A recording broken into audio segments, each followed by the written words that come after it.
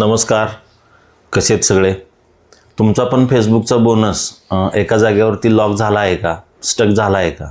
म्हणजे काय तर तुमच्या बोनसचं जे इन्कम आहे ते मागील काही महिन्यापासून तुम्हाला $1-2 $3 असं दिसत होतं, पण अचानक 3-4 महिन्यापासून त्याला 0-0 असं दिसतंय. याचं कारण काय असू शकते? तर हा एक स्क्रीनशॉट बघा. या स्क्रीनशॉटमध्ये तुम्हाला दिसेल की यांचं $1-2 $3 असं बनलेलं आहे, पण त्याच्यानंतरचं जे आहे ते 0-0-0 दिसतंय.